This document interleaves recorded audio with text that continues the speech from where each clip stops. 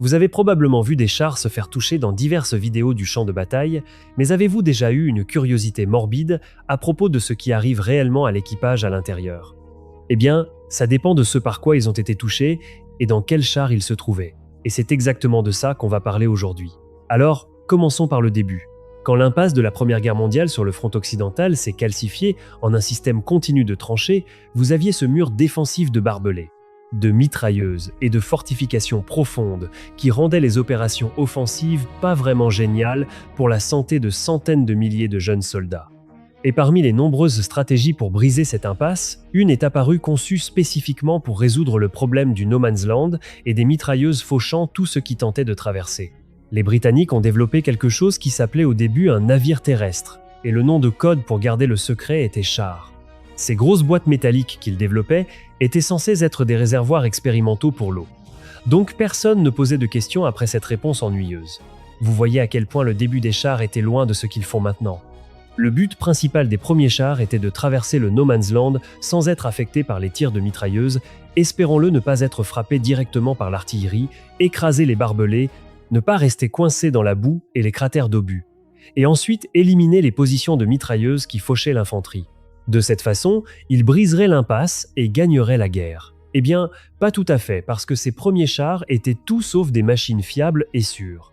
Mais ils étaient l'humble début du jeu du chat et de la souris qui dure jusqu'à ce jour même. Et nous y viendrons pour que vous puissiez voir cette différence absurde dans tout sur le champ de bataille et comment ça évolue jour après jour. Maintenant, la première armure était d'une minceur à couper le souffle selon les standards ultérieurs. On parle de plaques d'acier mesurant juste 6 à 12 mm d'épaisseur, une vitesse maximale de 6 km/h, et ils transportaient un équipage de 8 hommes généralement pour ne pas vous embêter avec chaque char spécifique de l'époque. Au fait, si vous ne le saviez pas, il y avait des chars mâles et femelles. Les mâles avaient des canons et les femelles avaient des mitrailleuses. Mais peu importe la préférence sexuelle par laquelle le char s'identifiait, leurs équipages partageaient des problèmes communs quand il s'agissait des efforts ennemis pour les détruire, sans parler d'autres petites choses comme le moteur et les radiateurs au milieu du compartiment de combat, les fumées d'essence et de munitions à la cordite, 50 degrés Celsius de chaleur, un bruit assourdissant, et ainsi de suite. Comme nous l'avons dit, l'armure précoce était si mince qu'elle laissait passer même les balles de fusil et de mitrailleuses. Et c'est évident ce qui se passe si la balle traverse. Elle rebondit sur l'intérieur de la boîte métallique, dans laquelle se trouvent 8 à 10 personnes faites de chair molle. Donc, la première mesure pour contrer les chars était les balles perforantes pour les fusils d'infanterie standard, ce qui fonctionnait au début, mais l'armure a rapidement été rendue plus épaisse. Et ensuite, les premiers fusils anti-chars sont apparus comme le Gewehr 98 allemand, avec son noyau perforant en acier durci de 13 mm qui traversait les premiers chars de manière relativement fiable. Eh bien, ça avait le même effet sur l'équipage à l'intérieur que la balle, juste plus significatif. Mais même sans coup pénétrant, il y avait deux choses dont les soldats de la Première Guerre mondiale ne pouvaient pas se protéger, et c'était le splash et l'écaillage. Maintenant, parmi les premières mesures improvisées pour contrer les chars, il y avait les balles inversées. Cela signifie que les soldats allemands en particulier prenaient leurs munitions Mauser standard pour leurs fusils, retiraient le projectile de la douille, ajoutaient un peu plus de poudre, puis le remettaient à l'envers, donc l'arrière de la balle allait vers l'avant. Alors, qu'est-ce que ça a à voir avec le splash et l'écaillage ? Eh bien, quand n'importe quoi frappe l'armure précoce du char, il y avait cet effet où même si l'armure n'est pas pénétrée, l'impact transférait une onde de choc et la surface intérieure détachait des éclats de métal à haute vitesse, qui finissaient dans les visages et les yeux de l'équipage derrière l'armure. Mais le splash était peu, être encore pire. Voyez-vous, cela se produisait quand les balles frappaient la plaque d'armure durcie et le noyau de plomb de la balle fondait à l'impact à cause de la friction et de la chaleur énorme. Ce métal en fusion trouvait son chemin à travers des ouvertures comme les fentes de vision et même les plus petits espaces entre les plaques rivetées et boulonnées, se pulvérisant à l'intérieur et à nouveau dans les yeux et les visages de l'équipage malheureux. La construction rivetée était une grande partie de cela parce qu'il y avait de petits espaces entre les plaques d'armure et si le rivet lui-même était frappé, il pouvait se détacher de l'intérieur et devenir lui-même un éclat d'obus et ne pas bien se comporter avec la chair à l'intérieur. Cela n'a pas été bien appris jusqu'à la Seconde Guerre mondiale, quand l'armure rivetée a finalement été changée en soudé dans la plupart des chars. Les Britanniques ont répondu aux blessures de splash et d'écaillage en développant un équipement de protection pour les équipages de chars.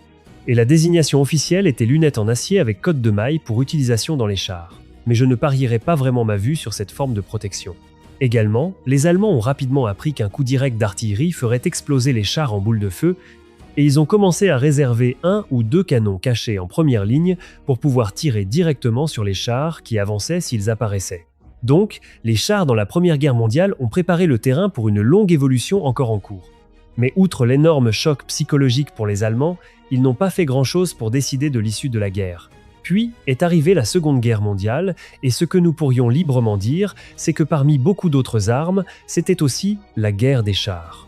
Jamais auparavant, ni depuis, du moins pour l'instant, les chars n'ont été utilisés à une telle échelle et en tel nombre et dans différentes configurations et types.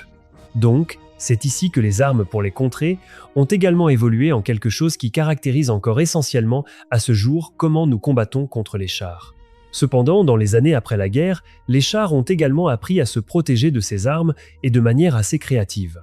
Commençons par comment ça ressemblait au début de la guerre et pourquoi tout a changé si drastiquement en quelques courtes années seulement.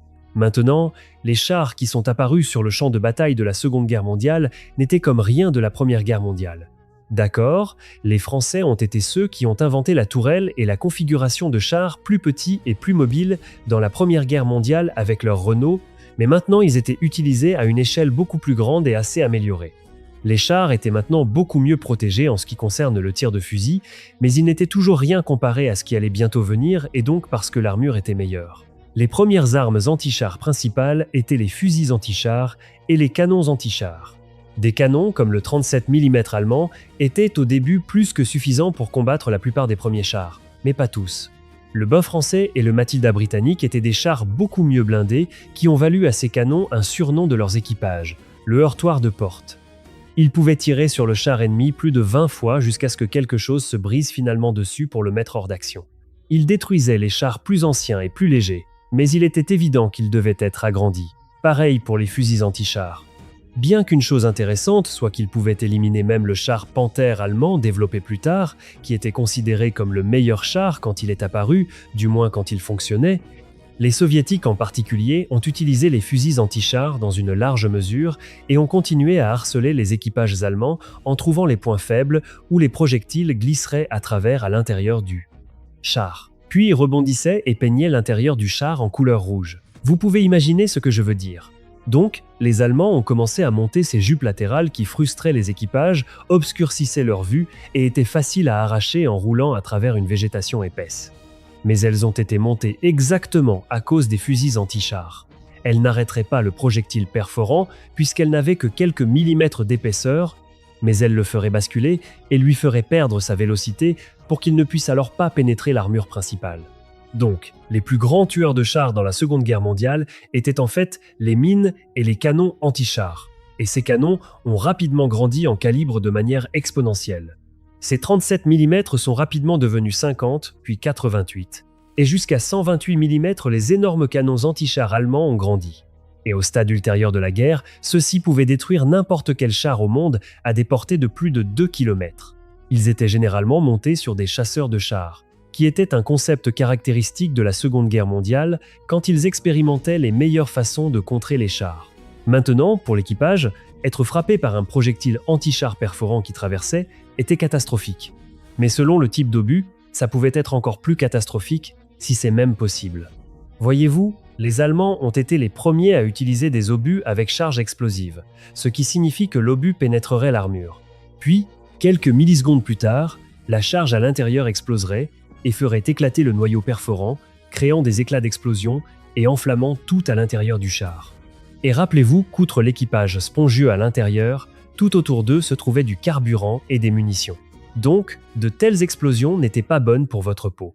Même sans charge, de tels obus enflammeraient facilement les propres munitions ou le carburant du char, selon où ils frappaient le char.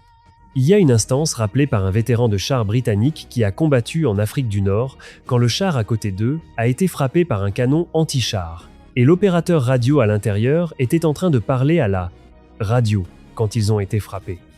Tous les autres chars pouvaient entendre ce qui arrivait à l'équipage à l'intérieur d'un char qui s'est immédiatement enflammé. Et si ce n'est pas assez horrifiant, l'opérateur radio parlait en fait, pour ainsi dire, pendant un certain temps encore pendant que le char brûlait. Donc les autres chars britanniques ont tiré dans leur char mis en feu pour au moins mettre fin à ça. Je ne peux pas les player à cause de YouTube, mais je pense que vous avez compris ce qui s'est passé. L'équipage pouvait survivre à de tels coups, ou au moins certains d'entre eux qui n'ont pas été directement touchés. Mais tout dépend de ce que ça a frappé à l'intérieur et de la rapidité avec laquelle l'équipage a sauté hors du char. S'échapper ne signifie pas non plus que vous êtes en sécurité parce qu'il y avait de l'infanterie ou des mitrailleuses de chars tirant sur l'équipage qui s'échappaient du char en feu. Il n'y aurait personne pour vous donner un coup de main et vous aider chevalereusement à sortir et vous demander de devenir prisonnier de guerre. Un char est soumis à des tirs jusqu'à ce qu'il soit fini avec son équipage. C'est la guerre après tout. D'accord, donc maintenant on a réalisé que parce que les canons anti-chars, qui étaient le principal moyen de détruire l'armure ennemie, étaient devenus si gros et lourds alors que l'armure s'épaississait constamment, ils étaient plus difficiles à mettre où réellement nécessaire. Et parce que la façon de combattre était plus mobile, ils ne pouvaient pas toujours prédire où les chars pourraient apparaître sur le champ de bataille.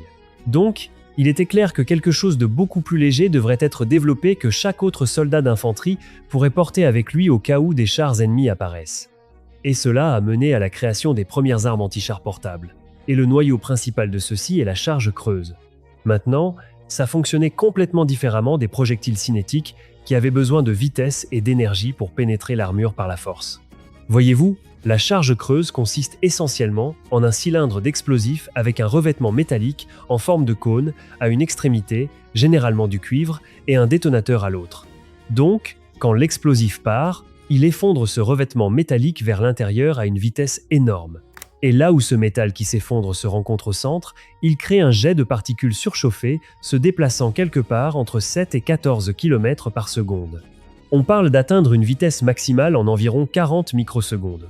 Et c'est pourquoi les charges creuses créent ces trous étroits et profonds plutôt que des cratères larges. Le bazooka américain était le premier système qui livrait une charge creuse à l'armure avec une roquette. Et il créait des trous d'entrée de seulement environ 1-3 cm de diamètre. Mais il produisait un écaillage massif qui tuait ou blessait les équipages par des brûlures et des éclats. Donc vous voyez, la charge creuse a permis quelque chose d'auparavant impensable. Un seul fantassin pouvait maintenant tuer un char. Et l'impact psychologique sur les équipages de chars était profond. Le bazooka était efficace jusqu'à environ 137 à 183 mètres avec une pénétration d'environ 76 mm d'armure homogène laminée, ce qui était génial pour l'époque. Maintenant, pendant que les Britanniques obtenaient leur Piat essentiellement un mortier à crampons lançant une ogive à charge creuse, les Allemands ont capturé les premiers bazookas américains et ont fait leur propre version juste un peu plus grande et plus puissante, le Panzerschreck. Mais ensuite, ils ont fait une autre arme similaire qui serait moins chère et beaucoup plus produite en masse pour donner à presque chaque soldat d'infanterie une chance de détruire un char ennemi parce que les Allemands faisaient face à des nombres écrasants de chars alliés plus tard dans la guerre et ils savaient qu'ils ne pouvaient pas les combattre conventionnellement avec leurs chars, chasseurs de chars et canons anti-chars. Le Panzerfaust lançait une charge creuse qui était puissante et pouvait mettre en danger n'importe quel char de l'époque. Cependant, la portée et la précision étaient simplement médiocres avec les premières versions pas plus de 20 mètres où vous pouviez toucher un char. Et à ce moment-là, quand le char est si proche de vous, il y a probablement de l'infanterie qui est venue avec. Donc, bonne chance pour rester immobile pour viser et tirer à une distance si proche. Mais quand même, ces armes pouvaient maintenant pénétrer jusqu'à 200 mm d'armure dans les versions ultérieures plus puissantes, et aucun char de l'époque n'était à l'abri d'elles. Juste le nombre pur d'entre elles a fait que les équipages de chars ont pris note. Et un jet de charge creuse traversant l'armure à plusieurs milliers de degrés n'était pas ce que n'importe quel équipage voulait à l'intérieur de son char. Donc, ils ont commencé à improviser les premières versions de ce qu'on appelle maintenant des cages d'adaptation. Essentiellement, une armure improvisée d'espacement sous forme soit de sacs de sable, de rondins, de maillons de chenilles en caoutchouc, et tout ce qui pourrait ajouter de l'espace supplémentaire entre la charge creuse et l'armure principale. Voyez-vous, si la charge frappe le sac de sable et détonne, le jet perdra une portion significative de sa puissance parce qu'il n'est pas pressé directement contre l'armure principale. Et de cette façon, ça donne une chance à l'armure principale de l'arrêter. Et ces jupes latérales allemandes que nous avons mentionnées plus tôt se sont révélées utiles pour faire détonner les charges creuses, loin de l'armure principale également. Donc, outre ces armes que nous avons mentionnées, il y avait d'autres menaces improvisées pour les équipages de chars de la Seconde Guerre mondiale, comme les cocktails Molotov, qui étaient simples et bon marché, et étrangement très mortels pour les chars. Le liquide brûlant collant tombait à travers les espaces entre l'armure, comme entre la tourelle et autour des trappes, parce que les chars de la Seconde Guerre mondiale produits en masse n'étaient pas si étanches, et ils goûtaient à l'intérieur sur l'équipage et d'autres choses inflammables à l'intérieur du char. Bien qu'il fallait des couilles pour s'approcher si près et lancer une bouteille enflammée sur un char ennemi, ça pouvait assez facilement ruiner la journée de l'équipage à l'intérieur. Maintenant, passant après la Seconde Guerre mondiale dans l'évolution d'après-guerre, les chars sont devenus dramatiquement plus gros et plus lourds avec une armure plus épaisse, des canons plus gros et des systèmes de contrôle de tir, de communication et de protection de plus en plus sophistiqués. Mais le grand changeur de jeu ici était que les missiles anti-chars guidés ont complètement changé l'équation de la guerre blindée parce que l'infanterie pouvait maintenant tuer des chars à des kilomètres de distance plutôt que les dizaines de mètres requis pour les Panzerfaust, et avec des ogives beaucoup plus grosses qui pouvaient faire exploser le char entier en morceaux. Les premiers missiles guidés par fil étaient contrôlés par un opérateur utilisant un joystick pour les diriger manuellement vers la cible. Et puis le RPG-7 est apparu comme une arme portable bon marché qui pouvait mettre en danger même les chars les plus modernes encore aujourd'hui, sans parler de quand il est apparu dans la guerre du Vietnam, quand les soviétiques ont équipé les guérilleros nord-vietnamiens pour combattre les chars américains Patton et britanniques Centurion là-bas. Mais ensuite, nous avons, à mon avis, la façon la plus intéressante de détruire des chars, où vous ne tenteriez même pas de percer l'armure. C'était le HES, qui signifie obus explosif à tête écrasante. Et c'est une invention britannique qui fonctionne sur un principe entièrement différent des charges creuses ou des pénétrateurs cinétiques. Voyez-vous, l'obus contient de l'explosif plastique qui s'écrase contre la surface de l'armure à l'impact, se répandant en un disque plat d'environ 30 cm de diamètre. Et puis une fusée à retard dans la base détonne l'explosif une fraction de seconde plus tard. Maintenant, voici où ça devient intéressant, parce que la détonation envoie une onde de choc puissante à travers la plaque d'armure. Et quand cette onde de choc atteint la surface intérieure, elle se réfléchit en arrière et provoque le détachement d'un gros morceau de métal de l'intérieur à haute vitesse. On parle d'un éclat, pesant parfois 2 à 5 kg. Et ce morceau, avec de nombreux fragments plus petits, devient un projectile mortel ricochant à l'intérieur du char. Pensez-y comme la balle inversée allemande juste sous stéroïdes. Maintenant, le Hesche-Chasse s'est également révélé particulièrement efficace contre les fortifications en béton et les bâtiments, ce qui en a fait un projectile à double usage. Et en fait, en 2003 en Irak, il y a eu cet incident tragique où un Challenger 2 a par erreur engagé un autre Challenger. L'équipage du char cible travaillait sur le dessus de la tourelle en position capot ouvert quand les viseurs thermiques les ont mal identifiés comme des troupes ennemies à une position de bunker. 2 projectiles HEH ont été tirés à environ 3660 mètres. Et le second projectile a frappé le couvercle de trappe du commandant ouvert, envoyant des fragments chauds dans la tourelle, tuant 2 membres d'équipage et blessant gravement 2 autres. Donc, comment les chars ont-ils évolué pour contrer, du moins dans une certaine mesure, les effets d'une charge creuse? Eh bien, les Britanniques ont développé quelque chose appelé blindage Shobham.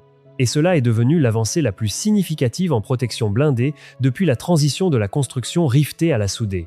Le Shobham a démontré plus de 2 fois l'efficacité contre les charges creuses comparée à l'acier homogène de poids égal, et il a vu son premier déploiement opérationnel sur le Challenger 1, tandis que la collaboration de défense a apporté la technologie au MON Abrams. Donc, comment ça fonctionne réellement? Eh bien, essentiellement, il y a des tuiles de céramique enfermées dans un cadre métallique, généralement du titane, collées à une plaque arrière et plusieurs couches élastiques. La couche d'acier extérieur fait détonner l'obus entrant, et ensuite la couche de céramique se brise sous le jet de charge creuse, formant de la poussière à haute pression. Mais voici la partie intelligente. La fragilité de la céramique crée un canal d'entrée irrégulier plutôt que lisse, causant des pressions extrêmes qui perturbent la géométrie du jet. Et ensuite, le jet perturbé cause de plus grandes irrégularités, créant un cercle vicieux où l'énergie propre du jet travaille essentiellement contre lui. Cela a également rendu les projectiles HES sages significativement moins efficaces parce qu'ils ne pouvaient plus causer d'écaillage à cause de la dissipation d'énergie à travers ces différentes couches.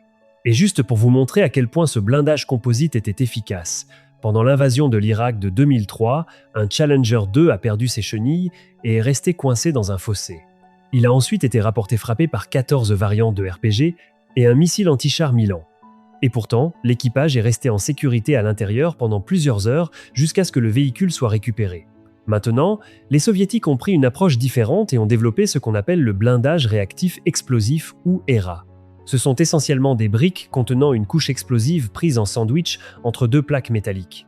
Et quand un jet de charge creuse pénètre et frappe la doublure explosive, il détonne et jette ces plaques métalliques obliquement sur le jet. Les plaques se déplacent dans des directions opposées à haute vitesse, déformant et défocalisant le jet.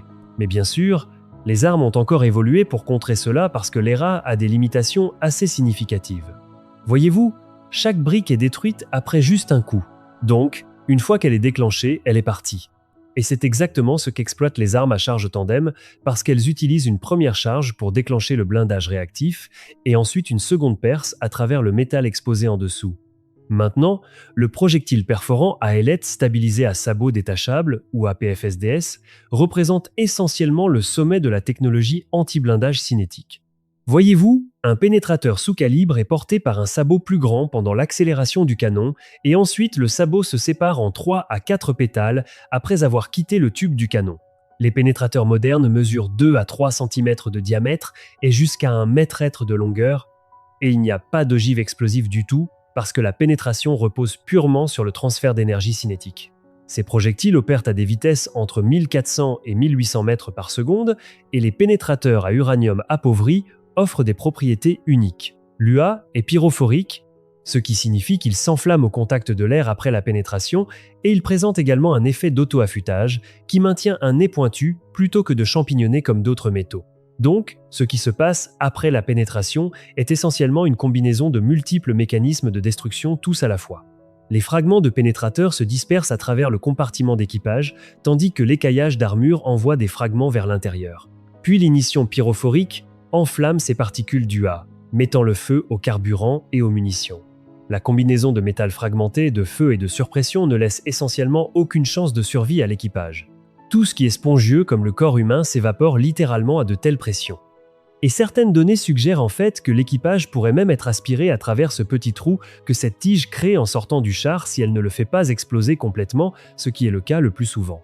Le MU 129 série Silver Bullet a démontré ses effets au combat parce que pendant Tempête du désert, ces projectiles ont absolument dévasté le blindage irakien. Mais ce qui ne s'est vraiment pas bien passé pour les équipages de ces chars était que les concepteurs de chars soviétiques avaient fait un choix fatidique dans la série 72 et ultérieure. Ils ont placé le carrousel de munitions du chargeur automatique en anneau à la base du panier de tourelle directement parmi l'équipage. Cette conception privilégiait des chars plus petits et moins chers, mais elle créait un défaut fatal. Voyez-vous, quand l'armure est pénétrée, il y a une forte probabilité de frapper ces munitions, et quand le propulseur s'enflamme, une réaction en chaîne suit. Une surpression instantanée massive fait complètement sauter la tourelle du châssis et la survie de l'équipage quand le carrousel s'enflamme est essentiellement zéro. Cependant, il est arrivé que le conducteur ait survécu à cela d'une manière ou d'une autre dans quelques instances, parce que la pression principale est allée vers le haut avec la tourelle, et bien, le tireur et le commandant dedans, mais n'a pas réussi à se répandre en direction du conducteur. Mais c'était juste quelques instances folles et une chance énorme pour le conducteur. Au moins, cela semble être instantané pour l'équipage, espérons-le. Et bien qu'il y ait aujourd'hui de nombreux systèmes de missiles hautement avancés comme le Javelin et beaucoup d'autres, ils font à peu près les mêmes choses à l'équipage à l'intérieur. Maintenant, les drones FPV, qui signifient vue à la première personne, ont essentiellement révolutionné la guerre anti-char. Ils sont assemblés à partir de composants commerciaux pour quelque part entre 270 et 540 € par drone, et ils créent une asymétrie de coûts dévastatrice, où un drone FPV de 450 € peut détruire un char de 4-5 millions d'euros. Les sources disent que plus des 2/3 des chars russes détruits ces derniers mois ont été éliminés en utilisant des drones FPV. Et bien qu'ils portent à peu près la même ogive que le RPG-7 qui était en service depuis des décennies, ils peuvent maintenant la livrer à des kilomètres de distance et, plus important encore, frapper les parties les plus vulnérables du char. Surtout les drones guidés par fil à fibre optique sont complètement immunisés contre le brouillage électronique et donnent une image beaucoup plus claire à l'opérateur. Les cages d'adaptation, le blindage improvisé, et jusqu'à ces chars tortues absurdes soi-disant. Rien ne peut protéger de manière fiable le char des essaims de drones avec une simple charge creuse attachée dessus. Et si les chars, comme ils l'ont toujours fait à travers l'histoire, comme vous l'avez vu maintenant, ne trouvent pas une réponse propre qui rendrait les drones beaucoup moins efficaces en retour, tout le concept d'un char, comme nous l'imaginons, pourrait être remis en question. Mais nous verrons ce que le temps dira.